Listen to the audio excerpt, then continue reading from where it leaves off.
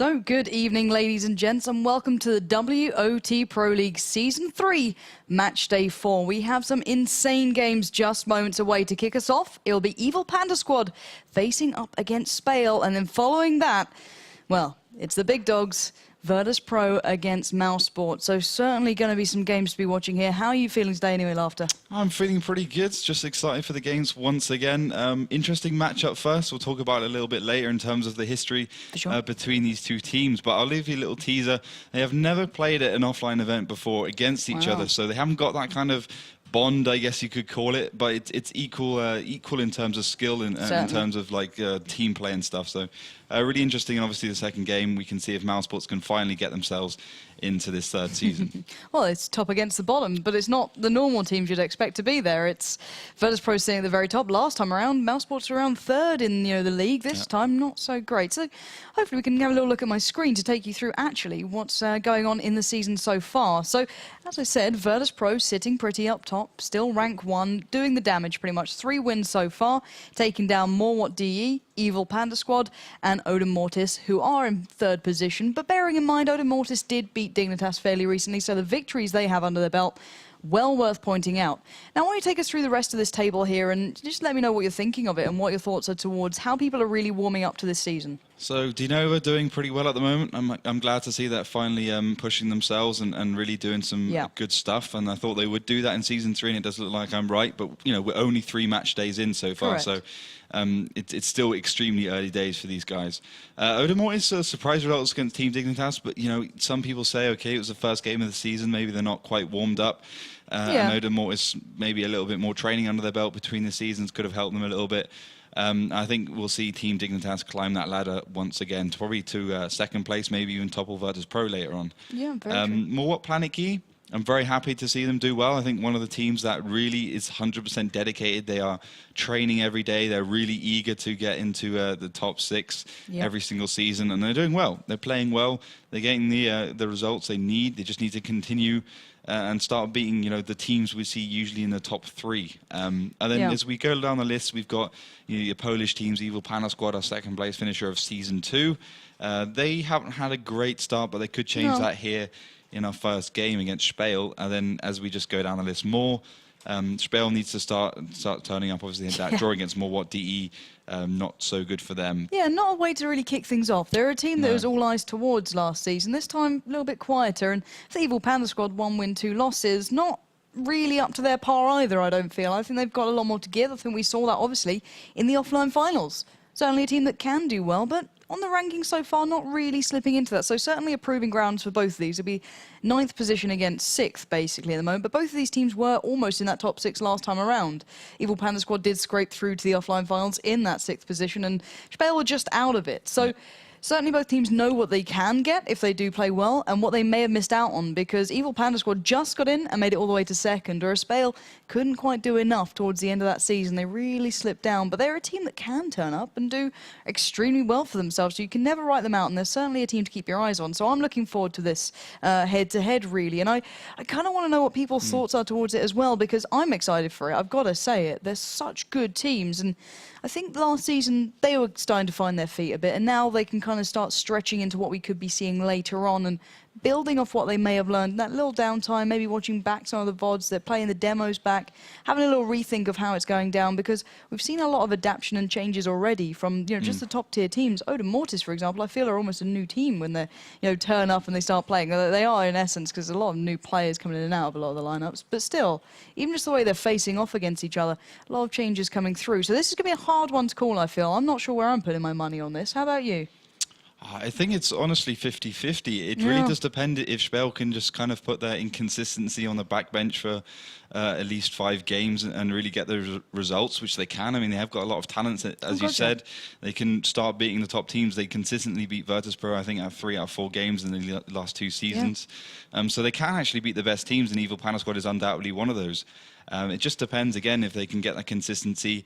And to be honest, it's a 60-40. The 40% they get it, and the 60% they don't. So yeah, and even bearing in mind last season's results, it was a back and forth between them, 3-1 one way and then 1-3 the other. So both times they've kind of had this back and forth, and no one's really been that clear-cut victor of it, unless you take into account Evil Panda Squad did go through to the offline finals and came second place. So that's the only real defining marker to me at the moment, excluding the slower start for Spale this season. But with that in mind, let's bring in a certain lovely lady who'll show you guys how you can get involved here in the studio and let us know your predictions towards it as well, because we want to know your thoughts, because we're on the fence here. It's very hard to call it for us. So let us know how you're doing out there, and let's pass over to the lovely lady herself. Melly, how are we doing, my dear? Thank you, Pansy. I'm doing great, and I hope you at home are doing good as well. And of course, we want to hear your opinions, as Lauren already said. So check out our Facebook page and follow us on Twitter to keep to stay updated, even if you're not able to watch a stream. So and of course, you can participate in one of our Facebook challenges. I will put up a post where you can predict the exact outcome of the following match. And if you get it right, you might get a chance to win a bonus code. And I will also put up a vote to see to see the predictions of the community. And Twitter, yes, of course, a big topic, because we will be rewarding 3 tweets of the day, as usual. So keep them tweets coming. If you have any questions to our experts or opinions or any feedback do you want to give, just tweet them by the use of hashtag WoT Pro League. And yeah, maybe you get lucky as well. So I will be putting up the post in a few minutes, so head over to our Facebook page, facebook.com/WoT Pro League, and be part of our show. Exactly that. So make sure you guys get involved at home, because there's a lot of goodies to be won, and make sure you get that hashtag WoT Pro League out there. And if we see one really good question, I think I've still got one of those lovely little wargaming cards I got from Gamescom. Hell, I'll throw in as well. So the best question of the day not only will get, possibly to be in that top 3 that Melly's been, telling you about and how you know how to get involved, I'll chuck some gold at you as well if it's a really good question with the hashtag WoT Pro League in there. Anyway, that aside, let's have a look at these two teams head-to-head, because there has been a lot of roster changes through this season so far. Have we seen any of that between these two? We've seen a little bit for Evil Panda Squad. We've discussed it before, and we've had one, or I'm not sure, I think 1 or 2 for Spale as well. We've had Lucas ESD, he's on Evil Panda Squad, and I think he's only just joined. And Mungen for the win for Evil Panda Squad. He's one of the new Unicom players joining their team as well. I've discussed him a little bit more. I want to see him actually playing in a game. I think he's only been on the bench for a little bit. And then obviously I've talked about UCI and PL before. And then for Spale, which we haven't seen this season, they actually vetoed their first game. So this is the first time we'll be seeing them in Matchday 4. They've got Fantis. He's one of their players from their clan, Arsop, I think, actually. He's pretty good. I mean, he's got some good stats behind him, which does give you a little bit of an indication, although doesn't really show how he plays in the team, of how good he can be in terms of a 1-versus-1 situation. So that's the main change for their team. Otherwise, pretty normal, obviously. Watilla left their team throughout, I think, at the end of Season 2. So one of their main players in Season 1 and throughout most of Season 2 is gone for Season 3. But he was a really good player, but maybe he just didn't feel that synergy anymore. Yeah, that's an important part to remember. These guys have been playing together for God knows how many months, if not years now, and if it's not working by now, maybe it's time to make that little bit of a leap and go, okay, I'm going to bow down and let someone new step in. Maybe they can find that synergy that they actually need to really push it, because both of these teams have the potential. I never feel that they're up there, let's say, with Dignitas or Virtus Pro, but they're certainly at their heels. And Spale have done it a couple of times. They've managed to take down Virtus Pro. They're almost like the Kazna crew to Virtus Pro. Yeah. They're that kind of team that can always kind of really topple the big guys and just kind of really annoy them in the way they're playing. And I feel that if Spale get their kind of, not necessarily just the inconsistency, but the game pacing correct. Sometimes they're completely off, it seems. They don't quite get that cohesion that sometimes works perfectly for them. So if they can find that balance that the likes of Kazna Crew have been working out, the likes of Evil Panda Squad got especially in the offline finals, they can start adding that to the mix. I feel as though it'll be such a dangerous side, and I love watching them. I like seeing teams with a lot of personality behind them, and that's exactly what they have. They are really a community favourite as well. That's the big thing to bear in mind. These guys, they have so much character, and it does show in their gameplay. But if they kind of found the best way to put that forward, I feel that they'd really improve, rather than it just being the occasional, all right, let's just rush across Himmelsdorf and go right into their faces. That's kind of more Evil Panda style, but still, you know what I mean? They're that team that can really kind of go for these crazy strategies sometimes that are like, if you maybe went 10% slower and actually thought about the repercussions and how to deal with them, you might have actually had that. It's like, a lot of the time you see these crazy pushes, like going straight down mid, and it's like, oh, it's kind of working, what do we do now? And it kind of falls apart. And I feel as though sometimes Spale do a little bit of that. Sometimes it pays off, sometimes it doesn't. I think you even mentioned it to me that some of the Russian teams find it very hard to deal with that aggressive nature, and it's really offsetting their game pace, and it can kind of put them on the kind of back foot a bit. I don't know how Evil Panda Squad are going to deal with maybe Spale's aggression, because Evil Panda Squad, you guys probably know at home by now. If you don't, check it out on the WoTProLeague.com website. The VODs on there will show how they play on Himmelsdorf, for example. So it's going to be a real kind of testing grounds, to my eyes at least, of who's going to be really ready for this one. I think Evil Panda Squad have the upper hand on paper, but then again, Spale, when they have their days, it's very hard to predict them. So maybe we're going to have one of those days today, but who knows? It can only surprise us, I feel. So hopefully these guys are getting themselves ready here. I think they're just about joining up. So the tank picks will be beginning shortly. But let's have a little think about what scoreline you're expecting to see here, because I'm not sure. I'm still sitting on the fence between these two myself, personally. I'm not, too certain of Spale this season yet. I haven't seen them really getting into that strength that we saw kind of kicking into gear last season. I'm not sure how they're doing yet, so my eyes are looking towards Evil Panda Squad to pick this up, but I feel it'll be close. Whereas, how do you feel the scoreline is going to really evolve through this? It will be close either way, just because, these teams have had so much experience against each other. They know how the other one's going to play. You said, Spale is good against the Russian teams because they don't let them get into their clinical play style where they have everything down to a T, and they have that tank go there at that position. If you just disrupt that a little bit, then suddenly you can easily get yourself your foot in the door and you get a win.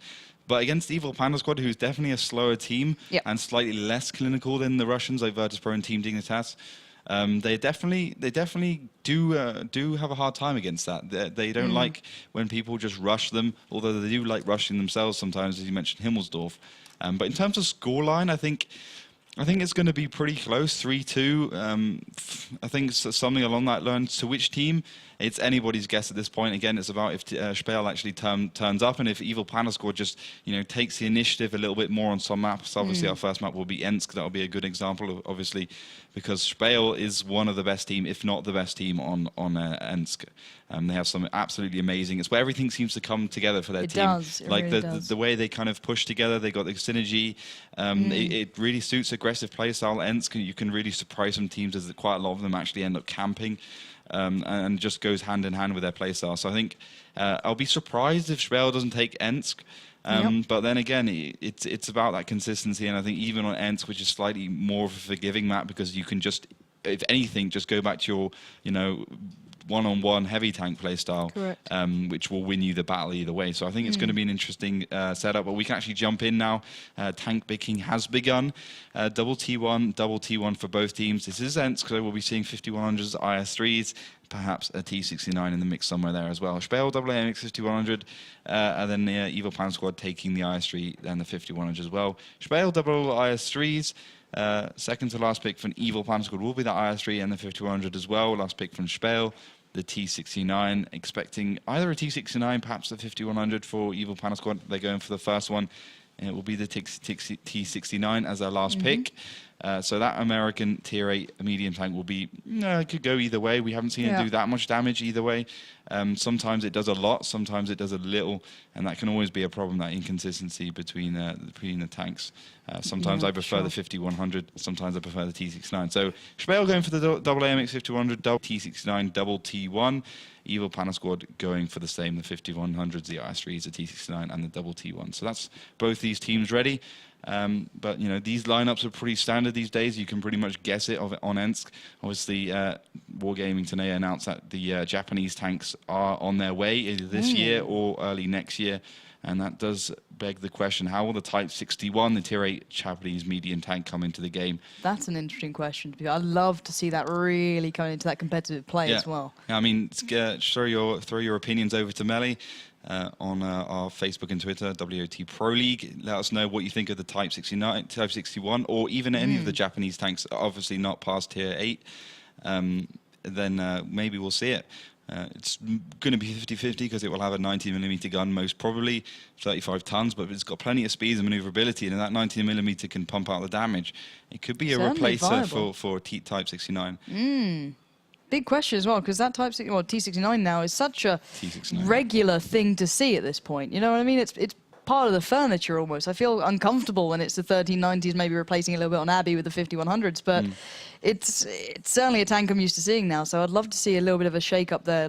Like seeing the Pershing coming in for me as well. I love these slight new additions, just that are being added in now and that really fit into the game style. So hopefully that'll spice something up here. I'm just going to double-check that both teams are ready, but who do you think's lineup will really suit their playstyle more? Is it indicative of anything we might be seeing coming up, or is this just a very normal Ensk? I think it's perhaps indicative, but I mean, it's kind of a lineup that kind of covers all the ground. You know, you got your firepower from the 5100s, you got the brute force of the IS-3s, you got the brawler of the Type 69, and that versatility, being quite a maneuverable and small tank, and it can drive around the map very quickly, get into positions which you wouldn't want it to be.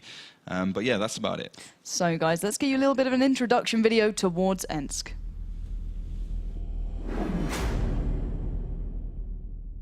Ensk is a simple map on the face of it, but requires the most skillful team play to play properly. Being such a small map at 600 by 600 meters, the areas of attack are confined to through the city, through the railroads, or through the green zone. The fearsome city side, often famed for its fierce firefights, the railroads and green zone areas are hard to play as they have many death alleys. The railroads provide little cover but good sniping locations. Tanks can shoot over and navigate through the trains to ambush and weaken the opposition. When playing Ensk, always keep in mind that teams may try and rush for the cap and not go for the city brawl.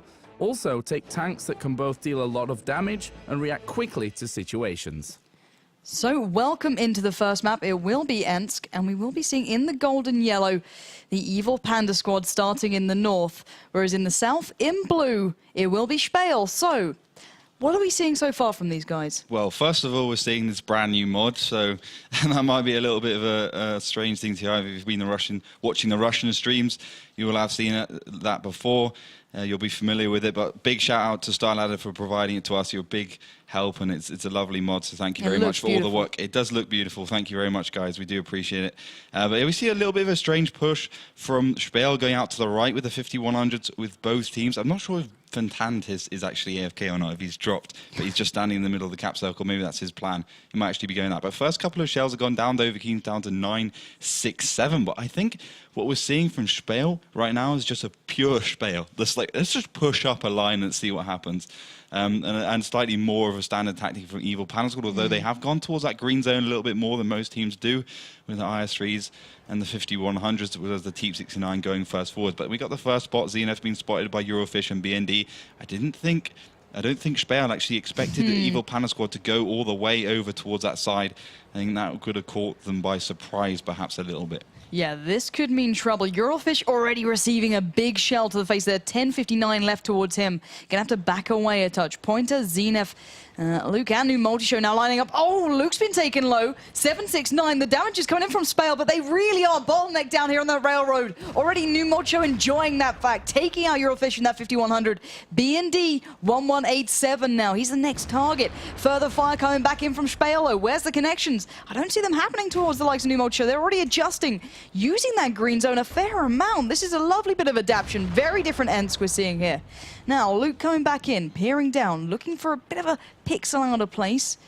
No further connection. Just see the T1 exchange going through, but still, that was a little bit of a curious play out there by Spale. I feel as though they bottlenecked themselves more than anything. Yeah, they did a little bit. I mean, that's what happens when you take a gamble, and that's what happens when it doesn't really pay off. Obviously, one of the tanks has now gone down. But it's just a gamble, and if it doesn't pay off, then it doesn't pay off. And if it does, then you think, oh, we've done a brilliant strategy and it's really worked out for them. But it just hasn't this time around. But they can still get themselves back into this game. It's still entirely possible. They can still get the damage down if they so want to. But the Evil Panda squad have kind of pushed themselves up into a little bit of a higher ground situation. They'll try and push on to BND from Spale. If they can, it could be disastrous. They don't want to lose that second tank. Yeah, but bear in mind where Dovahkiin is. You can see the pointers trying to keep him under wraps to allow Zenith time to challenge B&D there. And it's a little bit of a further away battle between these two. Shells are coming back and forth. No connections, though. Yeah, no connections indeed. But that was a good shell by Muppety. At least a try. Fantantis has also been given all the weight on his shoulder as he's playing that IS-3 for the first time for Spale. So it'll be good to see if he can actually step up to the mark for a very experienced and very long team in terms of how many times they've played together. A very experienced team as well. But now we're seeing Argeti in that T1 push up towards the cap circle. He's actually going to go up, see if he can try and put some pressure onto Evil Panda Squad, or at least get some spots out for Spale. But now they're going to push forwards, maybe connect a couple of shells into Zenith. Zenith might be in trouble. Yeah, Zenith now surrounded by 2, make it 3. Pointer's trying to get in. Oh, Muppety's joined in as well. This could be real trouble. Zenith 197 goes down to the hands of Muppety. And now Pointer wants to get immediately back in. No shell connection, though. And Pointer's received a massive one to the side. 1, 2, 3, 5 left onto him. Lovely play coming in from Spale, then really evening the score a touch as Muppety now does finally take a shell. Pointer focusing on Dovahkiin. 6, 2, 6 left towards him. Ace coming in. B&D going low. It's a bit of an exchange, but Spale are actually backing away, or at least trying to, but more connections being made. Muppety down to 898, and there's a cap underway here as well, so that's further pressure being applied, but look at B&D. 23 HP left towards him. He's in trouble there. Pointer, though, trying to play it carefully, trying to be smart about this, does not want to give it away. Ace coming around that right side, trying to get some fire through. Pointer's a little bit pinned in. 248 coming for him. B&D wants to go pushing forward, trying to get away. Oh, look at these 1 HP between these two. It's 1 shell for Dovahkiin to take him out. Eclipse and the other T1 have exchanged there, but Ace is desperate to get down B&D. Maybe try and be able to focus out Muppety there. Pointer still very low, very weak. Oh, that shell miss is going to be absolutely vital. Allowing Muppety around the side. Doesn't connect, though. Pointer comes back through. There we go. Finally, Pointer comes in onto B&D. But that's allowed a little bit of a chance then for Fantis to come through. Didn't happen in the IS-3. Ace now onto Muppety. Exchange going through. 481, 75 HP left onto Ace. He's in trouble. Muppety comes around to finish the job. And, well, this is getting right down to the wire now. Pointer only 24 HP, trying to challenge, and Muppety denies, and Spale are handling this one rather beautifully. Absolutely amazing. Really using all their tanks at the same time, really using them all in perfect synergy, all cooperating perfectly. Especially Dovahkiin at T69, going up onto the right, the high ground, and sniping down onto the rest of the tanks from Evil Panda Squad, giving them support, giving them that annoying niggling damage, the 240 average and the T178 gun. I think that's just really fantastic for him. That's why he is one of the best players. Good to see him back to his old form. But now we're seeing a cap for an Evil Panda Squad, a last-ditch attempt. 1 minute and 25 seconds left on that, and that will be plenty of time for Dovahkiin at T69 to get back to the base. Exactly what this tank is for, having that versatility. But that engagement, it went to Spale's way pretty much towards maybe a minute and a half in, 2 minutes. They shouldn't have won that according to the first engagement, because obviously Evil Panda Squad did take down Eurofish in his 50-100, and that gave them a huge advantage. But then they left Zenith behind the house, and that allowed him to get surrounded. Anyone who plays random battles on this map knows that you should never put a tank right behind the house unsupported, and he got taken down. That made the score even, and Evil Panda Squad couldn't quite connect the damage, making it not really worth the effort.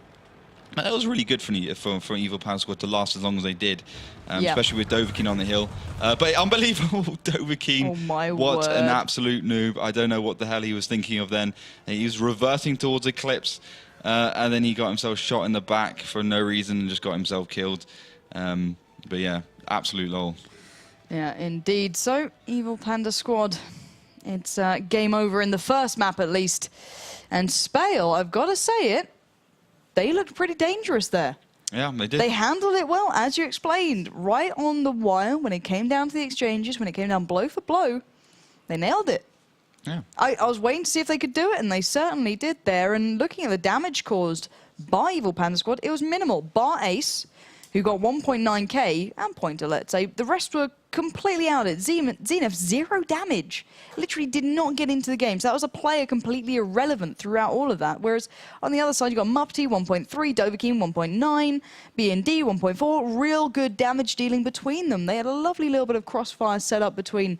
It was beautiful to watch. So first map, which was Ents, going to Spale. Now, not sure how to read into that one. Do you think that was a poor execution from maybe Evil Panda Squad? I've got to say, Spale's initial tactics of just going right down the central line through the train station was a little bit terrifying. It was a little bit terrifying, and it was a gamble, as I said, because It literally was the worst case scenario. If Eagle Panda Squad went over to the green zone, that push is not a particularly good one. But because they did what they did, they got themselves caught out and lost to the 5100 for not really that much. Although they did come back with some good damage, which definitely helped them later in the firefight along the green zone. But ultimately, that wasn't particularly a clever move from Spale, but that's what we come to expect from that team in many respects.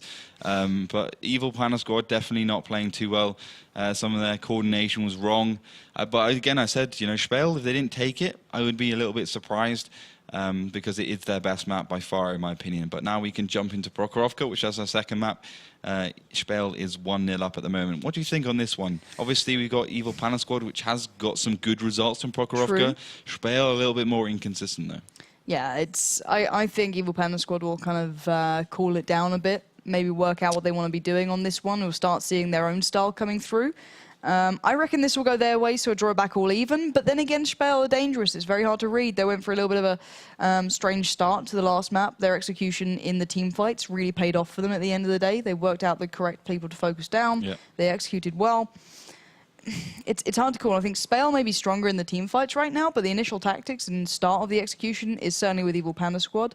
On Prokhorovka, for them especially, I feel that they could get the advantage just through that alone. But I think they are ready for the tank pick, so let's drop into that one so you guys can have a look to see what is going on so far. And what do you think we're going to see here? Is it going to be your normal Prokhorovka, or do you think we're going to have a little bit of a curveball coming out? We haven't seen Spale this season, so they could have something on their sleeve which could throw things off a little bit, could change the meta a little bit, but I'm pretty sure it's going to be your mix of 3090s and T69s.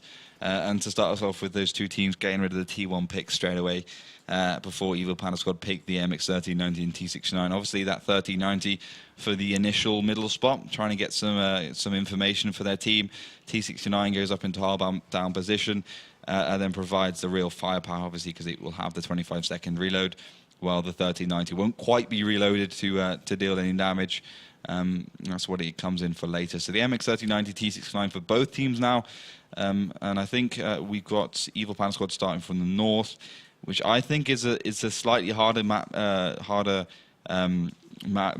side to play, just because if you go to the middle from the north, you're in worse position than you are from the south, and the driving time is longer.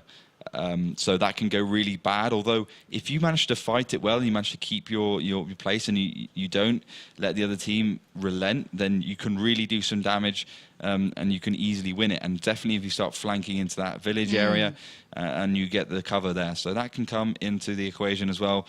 AMX 1390, T69 coming out from both teams again. So that'll be two AMX 1390s, two 69s, two T1s for both teams so far. It's just that pick between the T69 and the AMX 1390 is the last tank I think we'll be seeing. Obviously, if you want three AMX 1390s, then you're going for the speed. If you want the one extra T69, the three T69s, then you're going for the more firepower, more brutish, to maybe looking towards that village area, perhaps the hill. Yeah, so we're going to have to see if that one's going to really pay off for them, I think. It's a hard one to call. Guys, keep your predictions coming as well to the, obviously, WoT Pro League Twitter account. And make sure you throw in that hashtag WoT Pro League as well. So keep them coming if you get a good question through as well. Bear in mind, you can get yourself a chance of walking away some rather nice gold. And I think we're seeing that 416 coming through now.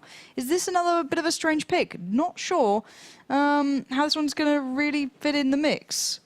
Oh, yeah, we've seen it before. We saw on an Ensk, actually. I think it was from Dinova.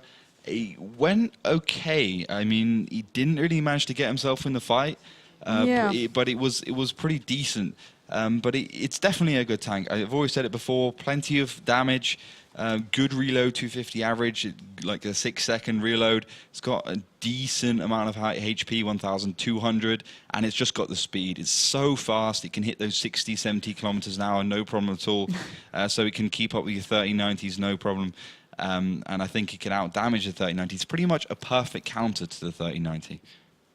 Yeah, and I've got to say, even they're questioning the choice. They're like, yeah, we never tried this, but it seems good. I'm looking to see how it'll fit in on this map. Certainly something to keep your eyes on. But guys, we are ready. Let's get you in a video lined up for Prokhorovka.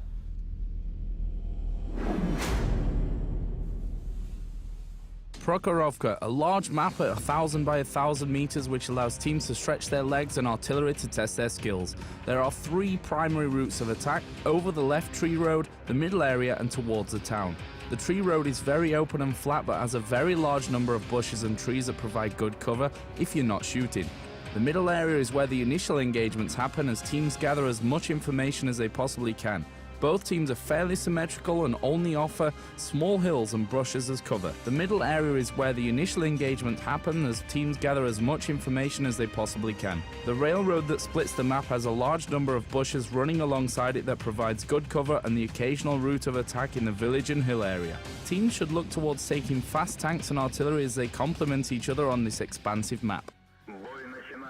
So, welcome into the second map. It will be Prokhorovka. We previously discussed that, well, Evil Panda Squad have their talent on this map. This is probably a stronger one in their hands, starting from the north in that golden side, slightly harder side, but nevertheless, they'll be facing off against Spale in the south in blue. Let's have a little look to see what's going on so far. So, Spale going in towards the village.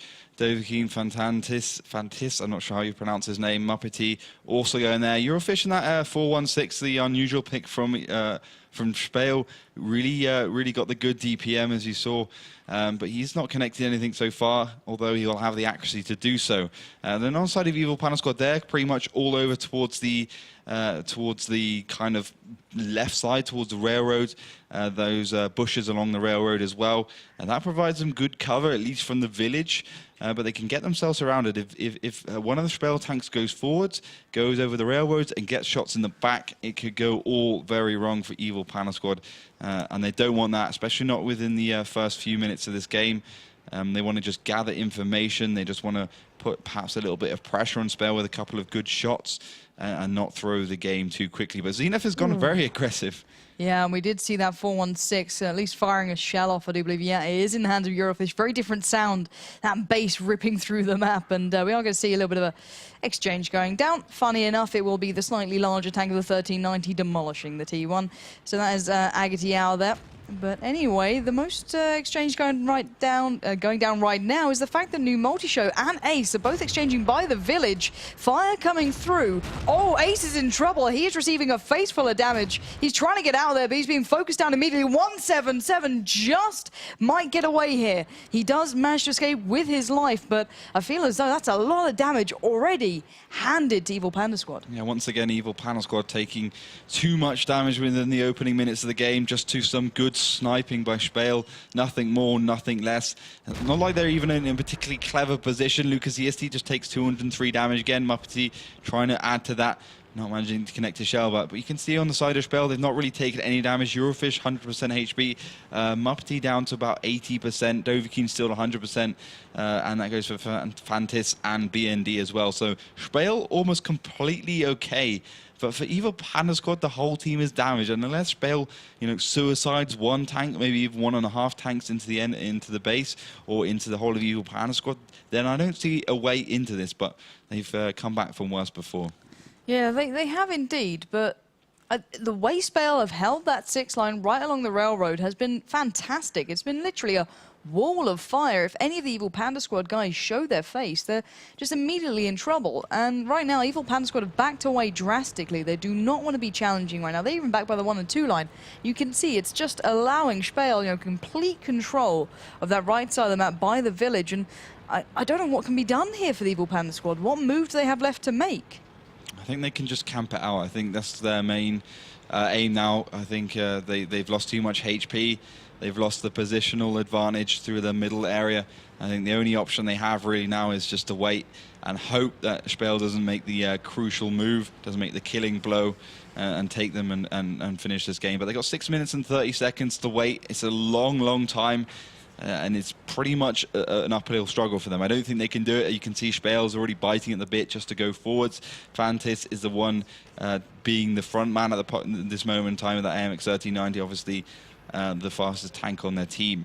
But it's really about Spale making that move. And I think, obviously, we talked about Spale's execution before, lacking in many respects. So I think either way, Evil Panda Squad they're not totally down and out. They can definitely come back into this. If Spale do not execute properly, and it's not like they have that reputation of executing properly. So Evil Panda Squad can be pretty rest assured. But first couple of probing movements by Fantis, trying to get some spots onto Evil Panda Squad. Obviously, Spale is in the background, ready to try and snipe them out. But obviously, the MX-3090s and T69s don't have the worst camo value in the world, so sitting behind some bushes, which provide anywhere between 30 to 40, even like 50 or 60% camo to tanks, it's almost impossible to spot them out. Yeah, Fanta's getting a little bit close for comfort. You can see that the entirety of the Evil Panda Squad have been keeping very close eyes on him. New Multi-Show's got his turret clearly aimed down that way, just in case he gets a chance to take the shot. B&D has appeared over the horizon as well. So certainly keeping eyes on, but they are definitely, they're not in the driving seat. They are firmly in the back seat at the moment, just waiting for possibly a moment to turn the tides here, because right now, it's not looking good. They've got, the vast majority of the T69 sitting back, and then those 1390s split off ahead again. But I don't see them ever making a move here. It's pretty much waiting to see what will happen. It's very much passive play from now on for the Evil Panda Squad. Yeah, there's not really that much they can do at all. They can't really push. They haven't got the HP to deal with that. They can't really camp, to be honest, because they haven't got enough cover. I think Spale just needs to move in. They can pretty much do whatever they want. They just need to make sure that they're actually focusing fire. They pick a target, they take it down, they retreat the tanks. They get damaged a lot. Make sure they get behind the hills, behind the defilades, or behind the bushes, or just retreat right back to the A1 or K1 line. And I think this is the first probing movements now. Fantis is going forward to that MX-3090. 4 minutes and 5 seconds remaining. He has actually found New Multi-Show, one of the best players from Evil Panda Squad. He's going over right to the left. I think that'll be the first target for that team. But it's about getting the MX-3090 spotting, and then getting a T69 right in the background, or an MX-3090 of its own, and getting the sniping shots on the tank that they're spotting. Yeah, and the important thing that I'm looking at from the Evil Panda Squad, they've left New Multi-Show here, the guy on the biggest amount of HP, who's now in trouble. Here comes that fold. They are flooding towards him. Dovahkiin, Muppety, even Fantis to an extent. But look, the rest of the Evil Panda Squad are laying in wait just behind. They know what's happening, but New Multi-Show is in trouble. B&D charging forward. 235 damage dealt towards him, but he's going low. B&D's out of there. Fantis does pick it up, I do believe, actually. And there we have it. That's New Multi-Show down and out, but there's the fire coming through. They need those sniping shots to be landing. And here we go. Fantis, Dovahkiin, and Muppety escape with their life. As the Evil Panda Squad are not sitting too pretty at the moment. They are still fairly far back. Those 1390s still there. You can see the T1 hiding away, and they're just keeping eyes across as best they can. But at the moment, it's dribs and drabs. Absolute dribs and drabs. I mean, they haven't the HP to deal with anything. Eurofish did just take a shot, though. 975 left on his object, 416. So he's retreating, but as the whole of Spale looks like they're just on a war mission to take down Zenef. He needs the MX-3090. I'm not sure why exactly they've done this. They seem to just be, seeing red or something. They're going for one tank. They're really focusing that one for no reason at all that I can see. I would have gone to the city and not into the green road and really taken him out first. But Zenef is going to go low here. Zenef down to 134. Fantis hot on his heels. He needs to make up for it. He's minus one at the moment. There we go, claiming it back all even. So at least undoing the damage he previously caused. And now it's pretty much Pointer and Lucacity to do something now. Pointer 168, trying to get connections towards Eurofish. He's done just that. 326 now coming in as well. They're working him down. It's not going to be easy. That T69 and that 1390 have to do absolute wonders. Let's see if he can bring this one through. Luke now backing off. Fantis teasing forward. Pointer joining beside him. T69 of Dovahkiin did manage to find Eclipse, but here's that push. Luke gets a good connection onto Fantis. Oh, he's been taken low. Fantis is out of there. Pointer claims that, and they bring it back to a possible situation they can work with. 1 minute and 40. Let's see if these two beasts can pull this off. Luke and Pointer pretty much the only damage-dealing members.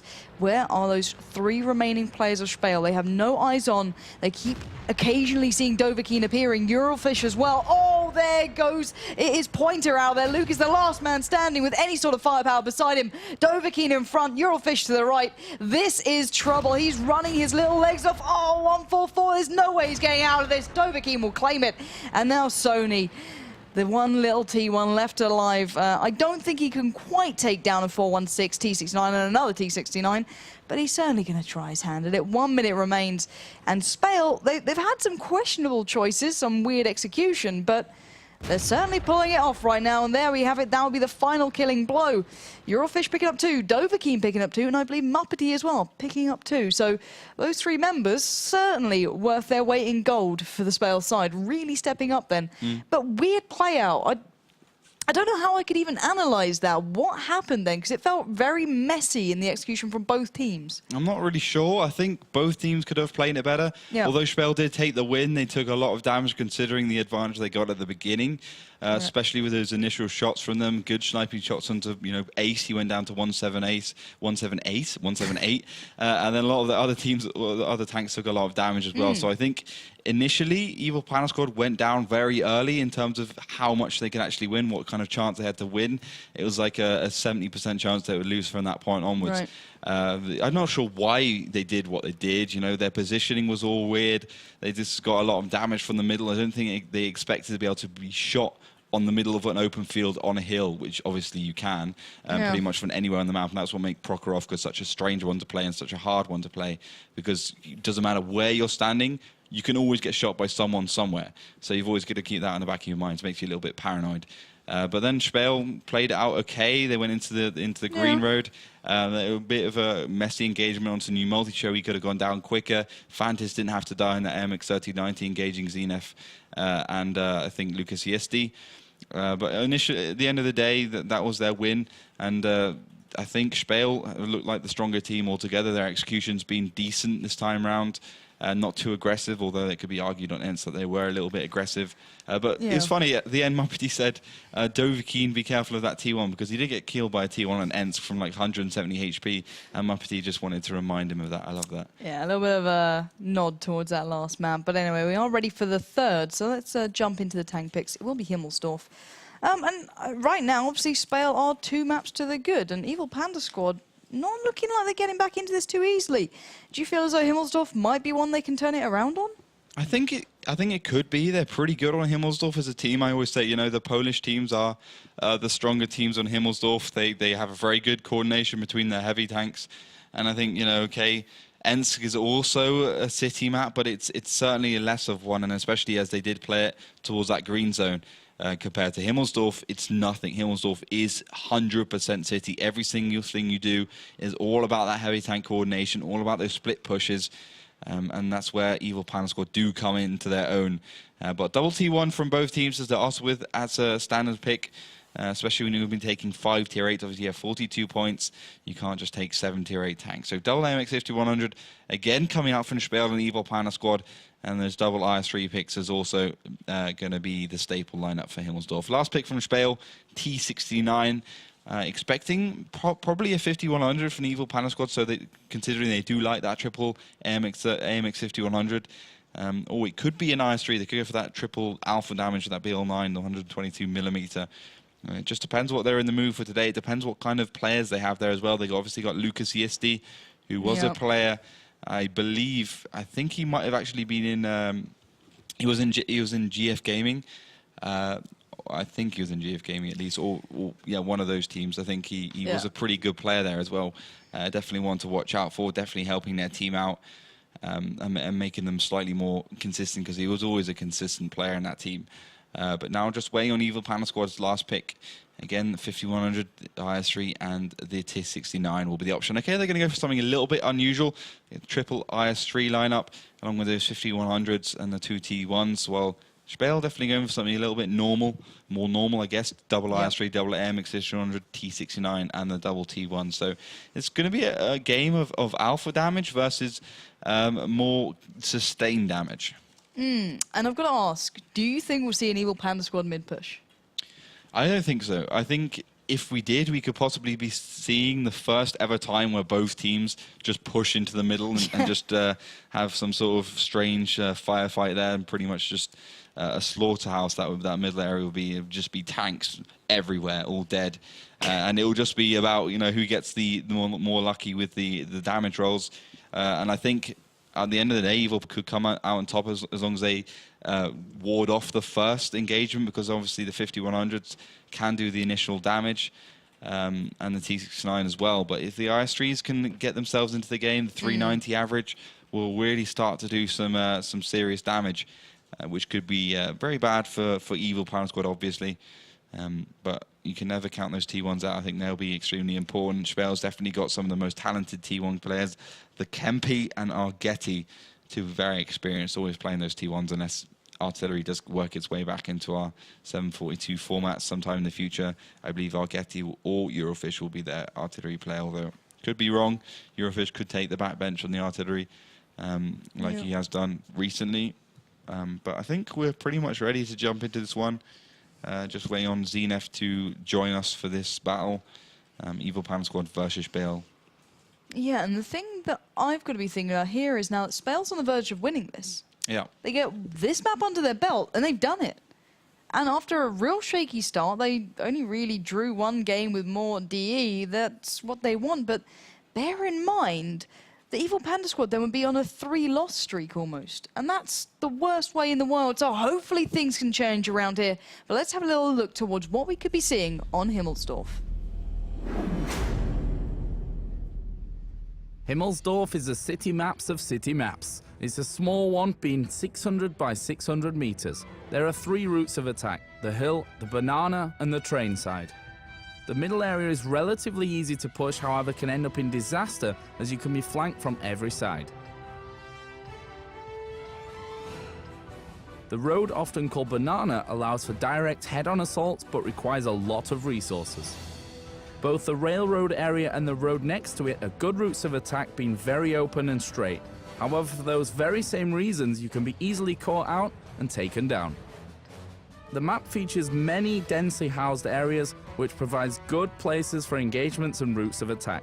Teams must be aware of the various routes their opponents can take through the map, as well as the hull-down positions enemies can take throughout the entire map. The trick with Himmelsdorf is to catch an enemy tank unsupported by his teammates and then use that advantage to collapse on the entire enemy team. So, welcome into the third map. It is Himmelsdorf, as Joe kindly told us.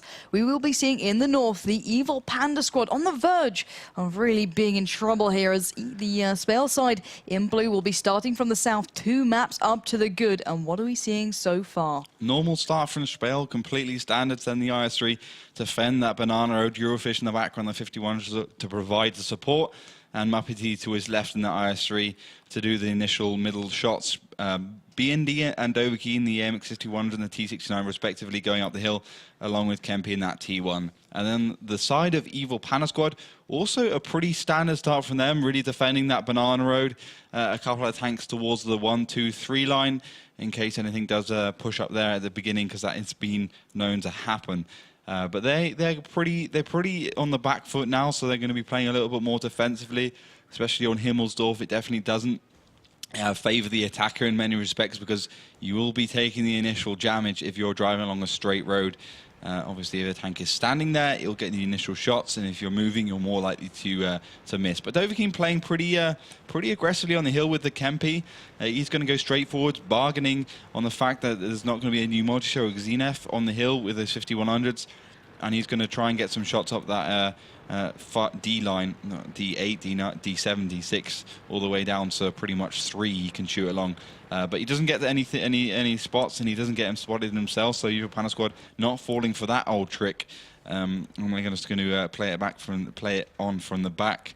But Evil Panda Squad, we see Eclipse kind of get some spots onto the hill, but he's going to retreat from that. Probably guessing that there's a T-69 on the hill. That's definitely a good guess from them. But I kind of got a feeling that these two teams are not going to be happy just sitting here. I think we're going to see a push from one of them pretty early. Evil Panda Squad looks quite itchy. They're relocating a lot, changing tank positions, making sure they have every corner covered. But it seems to be indicative of something, at least.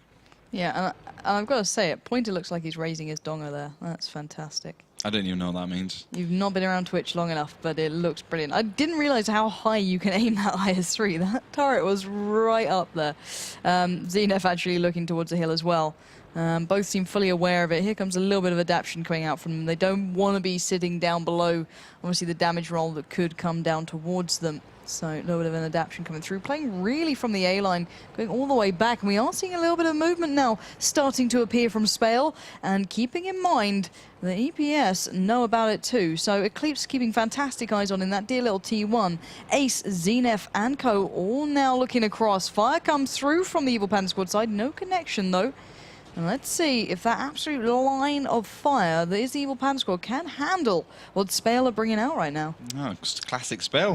They're pushing, unbelievable, at the beginning stage of the games. I never would have thought I'd expected that. But B&D is going to take the first shell, although the T1's going to come around. Eurofish and Panda are going to really do some damage into Lucas TSD. Oh my word, there is trouble everywhere. Mupty focusing down Zenef. Luke in trouble by 2 players from Spale. As you said, Eurofish and Fantas going really low. Actually, Fantas already down to 1k. Ace coming in on towards him. Oh, it's Zenef finding Muppety first of all. And now here we go. There's the reply. Dovahkiin onto Zenef. Ace trying to be that bit of damage. Oh, tracking coming in. Eurofish in trouble. 206 HP left towards him. One more shell surely will do the job. Oh, but Fantas really taking these guys out at the moment. Dovahkiin roping around the back of Ace. His teammate did fall. That's new Mocho kicking into gear, but Fantas going super low. 311 HP on him. The clock is now ticking. Ace receives another 390. Can he manage to take down these last 2? Can he really work these guys out at the moment? They're dancing between each other. You know those reloads are in. Oh, there's the connection that Dovahkiin was waiting on. Fantas comes to finish the job. And where was New Multishow? In the background, doing absolutely nothing. Now has to back away. 245 connects, and Dovahkiin has ripped apart the opposition. But can he find 3 more members? 2 T1s and an IS-3. That clock is ticking, and boy does he know it. He is in trouble. He's being hunted down by Pointer right now. Dovahkiin just about avoiding it. 30 seconds to get back to his cap point. He needs to get moving, and right about now, there's no time for him to dilly and dally. Pointer will try and just hold him up as best he can. Oh, and he's done just that. Dovahkiin gets tracked. Pointer is doing the best he can right now. 17 seconds, make it 15. With all the luck in the world, I don't think Dovahkiin can do this now. 747, he's trying with all his might, but again, Pointer is just slapping him back every time. 521, 479, the clock continues to tick, and the Evil Panda Squad, I believe, have just about held on to this, and Dovahkiin will surely go down here. And Evil Panda Squad, my word, if there's any time for you guys to turn up and do something like that, that was your moment. Well done. That lovely play coming from Pointer. They're literally being a blocking force to just hold on long enough to stop that T69 just flying back down Banana to try and get those 2 T1s off that point. It was really good, just because I think they could have expected a push from Spale. Definitely, that's what you expect from Spale and Himmelsdorf. And the thing is about Spale, sometimes their pushes do actually work, but they would never work on Himmelsdorf. I don't think we've ever seen really Spale win on Himmelsdorf by pushing like that. I think they always consistently lose. But it was really close. Okay, Pointer was on 100% HP, but that wasn't the reason why they lost, because New Multishow could have killed Pointer in that IS-3, no problem at all. TC9 versus IS-3 if he could do it. He was trying to defend Lucas Yisti in his IS-3. He was trying to block him against another team member. He did a good job at that, but he could have taken down the IS-3. The problem was the Kempi in his T1 got killed by the Evil Panda Squad's T1s. He couldn't take out one. He didn't give his team enough time to actually rotate back onto the base and try and stop the cap. So I think if any lessons can be learned there is you don't throw your T1s away on Himmelsdorf, which we've told you 100 million times before. Correct. Again, you know, every time we see Himmelsdorf, the T1s are winning. So don't throw your T1s away, and make sure they're actually in a position to defend the base. Okay, sure, use your heavy tanks and whatever you're using to try and win the city fight, but make sure you always have those T1s somewhere to deal with the enemy team's T1s. Otherwise, you're just going to get capped like that. Very true. Never a better statement said. So if you guys ever do ask why there's T1s, you've just found out. Anyway, let's have a look at the tank picks going into this one, because it is still match point essentially to the Spale side. There's still 2 maps up here. 2-1 at the moment, really. So if Evil Panda Squad get this one, it's all even. It comes down to that really deciding map. But then again, it can all slip. Evil Panda Squad now just need to keep going time and time again. They know that now. They're right up against it. What picks do you think we're going to be seeing here? So we got the double T1 from both, MX-1319, T69 from Evil Panda Squad. But I was quite surprised they didn't actually win Prokhorovka. I thought that would have been Evil Panda Squad's map to win it on. And I think they're a little bit surprised that they did so badly on that one. So many mistakes, so many little things to improve. So I think they're going to come back on a vengeance on a map like Steps, which is in all instances a bit like Prokhorovka. It's such an open map, a little bit of cover here and there. So, you know, the sides make a lot of difference. It's very polarized, and you can go straight through the middle if you really want to. So I think they're going to come back with a vengeance. I think we could see it go to 2-2, which would be excellent. But tank picking is continuing. Double AMX 1390 from both teams, AMX 1390 T69 from both teams. But Spale going for that double T69 as well. So I believe they're going to be starting from south, I think. So that could be why, obviously, from the south, if you go towards the trench sides, you're at a little bit of a disadvantage. Not really because once you're in position, but more because when you're getting there. Because Evil Panda Squad have that hill, they can snipe over it with the T69s, get the initial shot down, could potentially track and take out an AMX 1390 or a T69. But once from the south, you're behind the rock, you can be an absolute force to be reckoned with. It's a fantastic position to play. But last pick from the side of Evil Panda Squad will be the T69. So they're going for the double T69 triple AMX 1390. And once again, Spale picking that 416 like they did on Prokhorovka as well. So unanimously an open map tank, perhaps, like we saw the Pershing from D-Nova be picked on open maps, like the Steps map we saw on Prokhorovka as well. So yeah, Dover's going to be playing. Eurofish is saying that Dover wants to test the 416 as well. I like it. I like the way they're testing things out here. It is good to see. And I guess we're basically seeing Spale knowing they've got a map they can lose before they have to win, if that makes sense. It's still 2-1, so they have that one map on their side. So I really want to see if this can come into effect. So guys, let's have a little bit of an intro video towards Steps.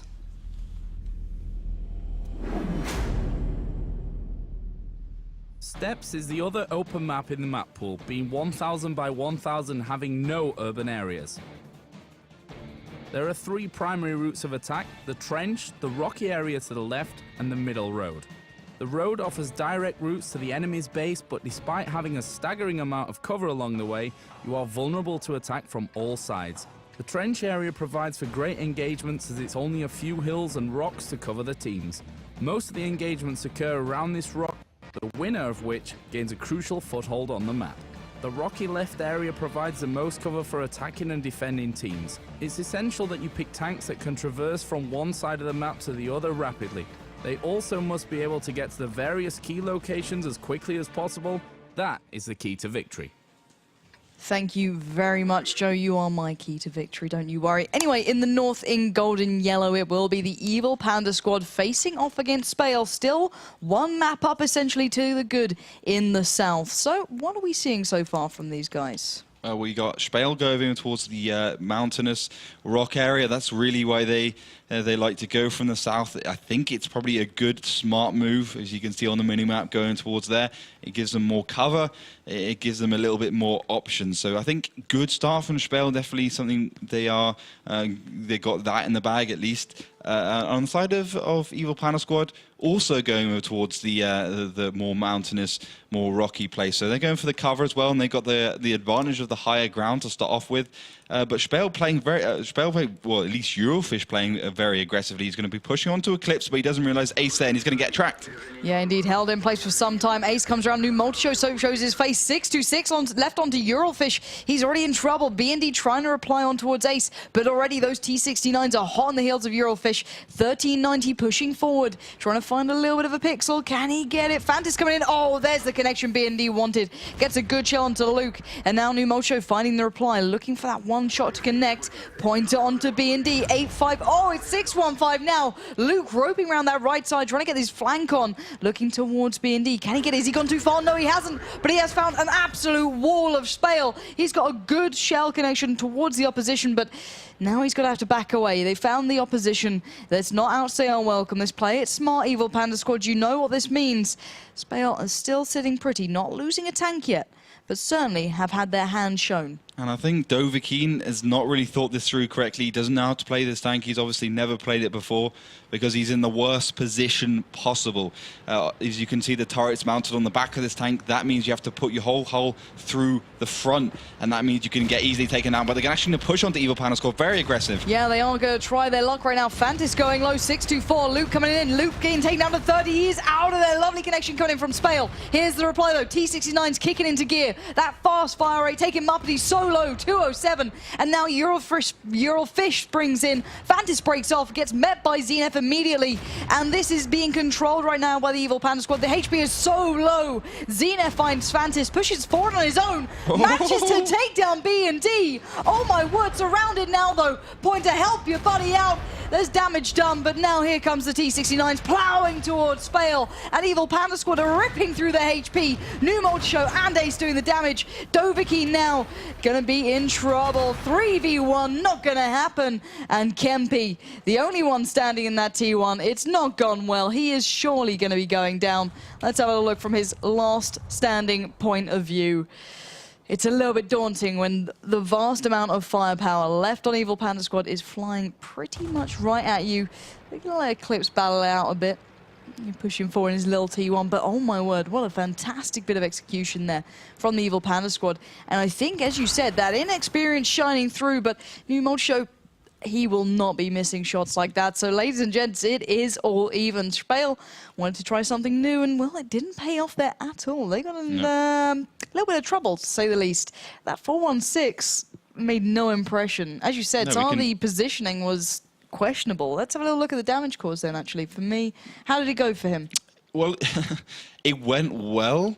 Because he did 1.5k damage and the rest of his team did absolutely nothing. I mean, the next one along is Fantis 970, but I think that's best of a bad bunch. You can't really judge it on... He made no important damage, I think is the best way I can put it. It's like getting exit kills almost. It's like, yeah, you got like 3 shells connecting, but... It's like someone AFK killing him. Yes, I got some damage. Like, yeah, it made no impact. Yeah. And I think, again, Spale's push was a little bit short-sighted. I think they should have done a split push coming from the left and coming from the right. Because what actually happened, which was very visionary from Sony, is he on full HP, had all 6 shells, goes in, takes out Fantis, takes out another tank. He could have gone for the third one. He actually bounced the side of its turret. So literally he came in there and saved the day for Evil Panda Squad. Didn't let Spale reset the fight, didn't let them get themselves refueled, reloaded. So I think good play from that team leader, and I think that's where Spale is going to fall down, because they get the initial idea but don't really consider the consequences after that initial push.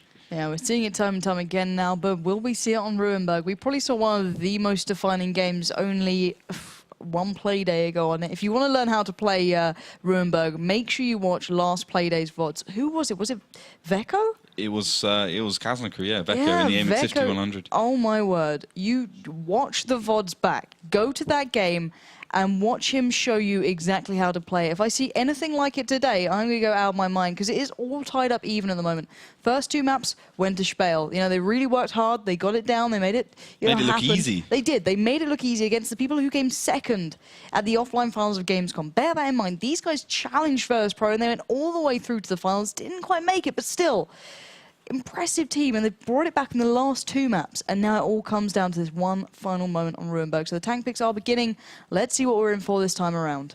So double T1 from both teams, the normal start when you're taking the rest of them tier 8 tanks. Double T69, double T69 from both teams again. So going for the mirror pick so far.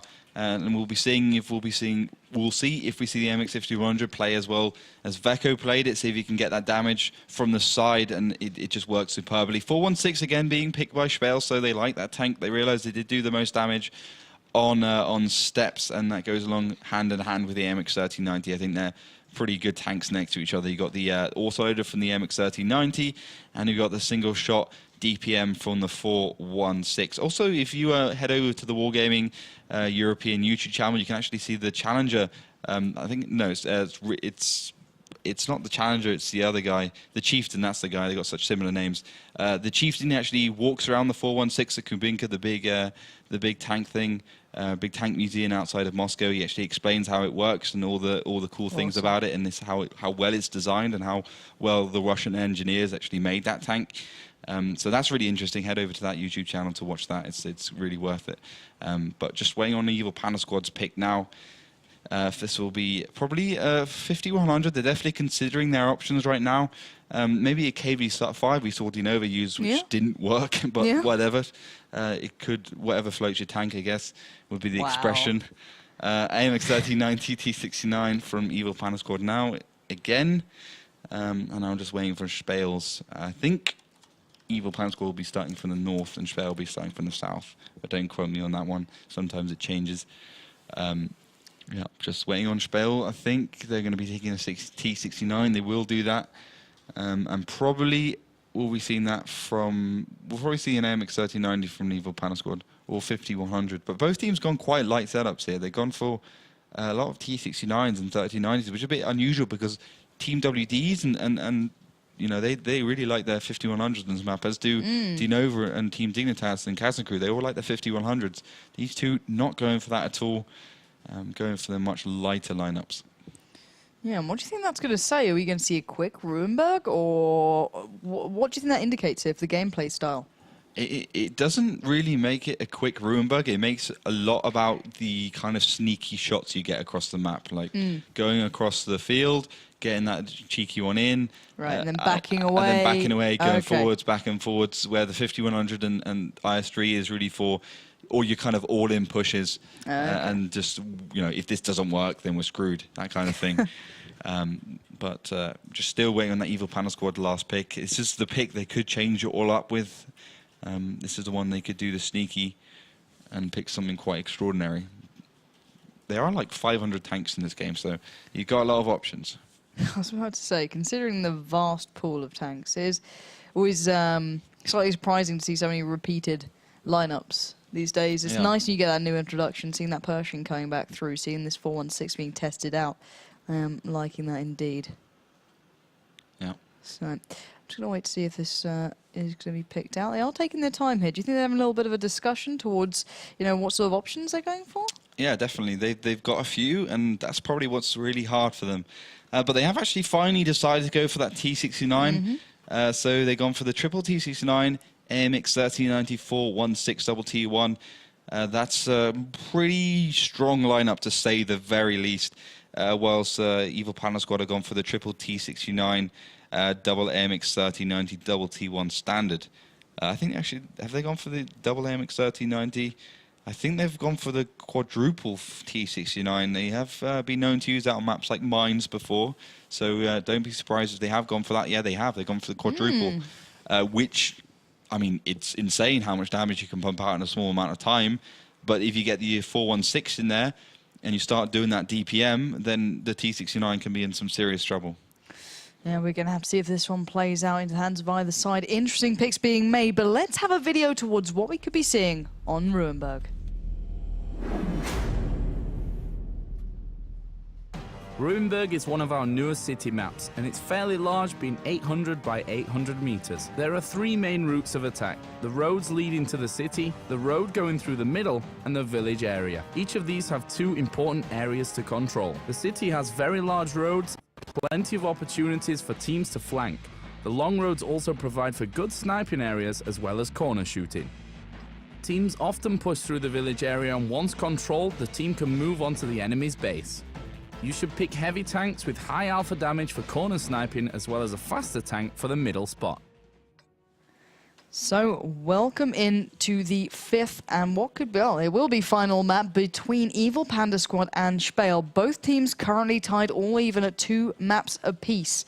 Evil Panda Squad on a bit of a hot streak of the last few, but still, it can all change in just moments. So, it will be Evil Panda Squad in the north in that gold and yellow, and the south in the blue, it's Spale. So what are we seeing so far here? So the boys in the blue, Dovahkiin, Marpetti, Eurofish, the Kempi, and Fantis all going towards the city, which is really weird because, well, it might be weird just because usually you see the TC9 go to the village, but then it makes sense because Zenith will have the initial spot in the AMX 1390s as he is, so he'll be there first, and that could be spell trouble for the T69s as they are slower.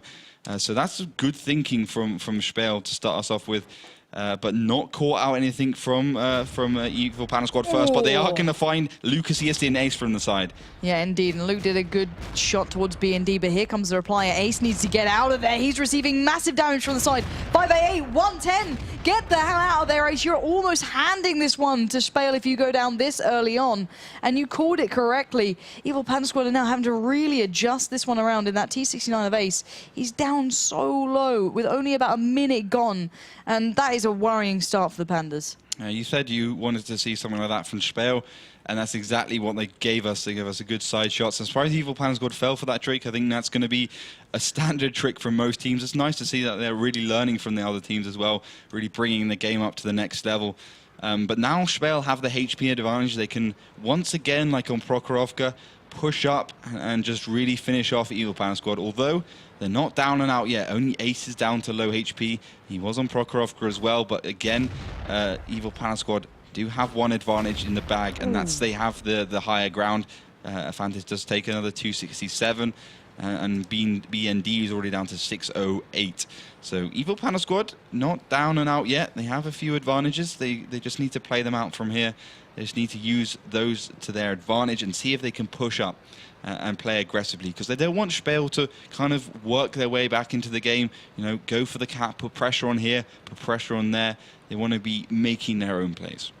Yeah, certainly. You can still see the vast amount of firepower is left for the Evil Panda Squad by that village. Ace, Pointer, and Luke have been landing those shells down towards the likes of Fantas earlier on, and the others have now split back towards their own flag. So it's a little bit of a cautious now gameplay from Evil Panda Squad. They know the HP has been absolutely hammered away from them, so they've got to be careful to an extent. Zenith has joined back up with them, leaving only New Multishow actually by the flag, and this could mean trouble, as looking at what's going on right now for the Spale side, New Multishow is going to have a hell of a lot of work to deal with. Dovahkiin's the first push forward, and here comes the rest. They're all appearing right now. The fire will surely come raining in shortly, and it's New Multishow getting a good connection towards B&D. No following up shot. Cap is underway. New Multishow needs to get back into this now. The fire is not going through the village. It's not connecting. They've cut it off completely. Muppety & Co. sitting in firm on that cap point. Eurofish comes round. B&D's there. Here's the connection towards New Multishow. 683, 18. It's 116. He is out of there. And now Spale have the upper hand. They are forcing the Evil Panda Squad to move back towards that flag. With 15 seconds, this is going down to the wire. There's that 416 kicking into gear. Luke is down low, 554. 10 seconds remain on the cap. This could go all the way through. Luke down to 52. Can he fall so quickly to the hands of Spale? The counter cap begins, but the time is running out. Oh my word. Is that too little too late? I do believe it was. And my God, Spale, you have absolutely decimated the opposition with a crazy move. They worked out where the opposition was, and they just ran with it. And that's what just got them that game. Oh my God. That was just really good because they predicted exactly what Evil Panda Squad did. Yep. And what was nice is that they didn't falter at all. They did exactly what Spale does well. They see perhaps a little weakness in Evil Panda Squad, and they just show caution to the in and they just go for Went for it. Like if the whole of Evil Panda Squad had been around the corner or more than just New Multishow in the base, it would have gone disastrously wrong and they would have lost it. But that wasn't the case. They knew exactly what they were doing. They knew that Evil Panda Squad didn't have that 50-100, which would have undoubtedly decimated them if they had done that same move. So they using the lineups to their advantage, and it paid off perfectly. Finally taking out their arch rivals against 3-2. Finally take them out on Ruhenberg as well. I don't think they've ever won against Evil Panda Squad on Ruhenberg. So generally from the beginning, more aggressive game style, more initiative taking, going for it, not thinking about the consequences too much, classically Spale style, and then just taking the win within 3 or 4 minutes. Highly impressive stuff. Ruhenberg is really becoming an interesting map in my eyes. The more we see that city being used as almost a rotating point and it's becoming a viable option, the more I'm liking it. 2 play days in a row, we've seen a real defining result on that very map. So certainly something to be looking towards in the next couple. But guys, that's the first matchup out of the way. Now, that was pretty good. That was a good way to kick things off. You know, back and forth all the way 2-2 and then 3-2.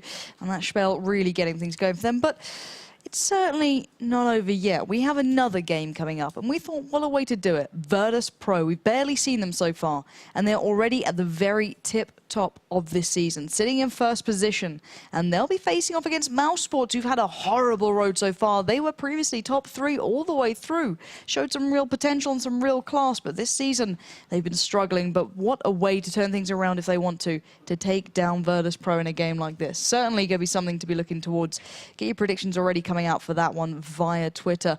Make sure you get involved via that, because I know a certain lady who's waiting to kind of give you some updates on how you can get involved towards the next game as well, and let us know your thoughts about the last one, because I certainly want to know if any of you predicted that outcome, because via paper certainly wasn't going to go down that way. But anyway, let's bring Melly in to this lovely situation. How are we doing, my dear? Are you enjoying the tank so far? I just knew why I was so excited as I arrived at the studio today. I haven't expected this, to be honest. And I thought Evil Panda Squad would take it. I'm completely there with you. Like, on paper, they came second at the offline finals. Like, by all rights. But whatever, you guys at home, well, you were with me on that page, to be honest, when it comes to the comments in our challenge. But the vote says different. So we have 2 opinions of our community. It's crazy. And I just had a quick glimpse over the comments below the challenge on our Facebook page, which you can see right here. And yeah, it seems like, well, most of them are rooting for Evil Panda Squad. Maybe I'll find someone who got the right score, maybe not. But you guys have a second chance, because we have a second match coming up, and I will put up a second vote and a second challenge for you to win bonus codes.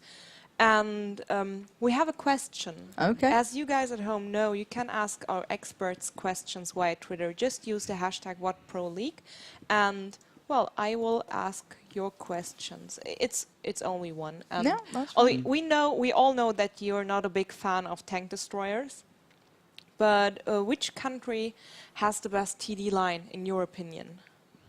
Well, I think at the end of the day, tank destroyers provide that just ridiculous side of World of Tanks. Like, there's not really a tank destroyer where really stands out in my mind, but I think in terms of how much fun you want to have and just the absolute decimation you can cause to the enemy team, I think the British line actually wins something finally with the FE 183B, just because it has got that incredible 183mm gun of doom, 1,750 average damage, 275 penetration with Hesh ammo.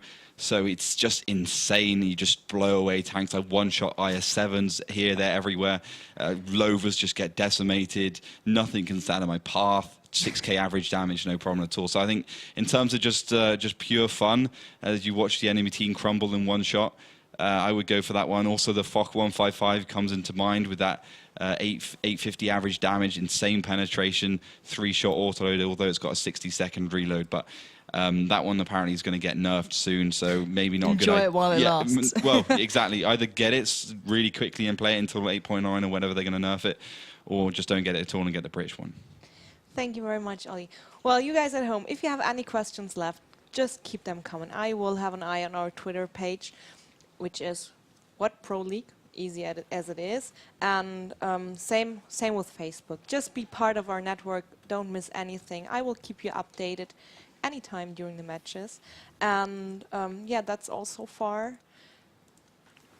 Just keep your opinions, your feedback coming. I'm waiting for it. Well, you heard Melly there, so don't keep her waiting too long. Make sure you get involved via Twitter and Facebook, WoT Pro League on both, with the hashtag of the same thing. Simple as that. But anyway, guys, we had a great start to this evening. We still have one more game to go, so don't go too far away from your screens. Maybe go get a quick drink and maybe a bag of crisps or something, and get yourself ready for this incredible matchup. It'll be WoT Pro up against Mouse Sports in about 5 to 10 minutes once they're all ready, so do not go too far.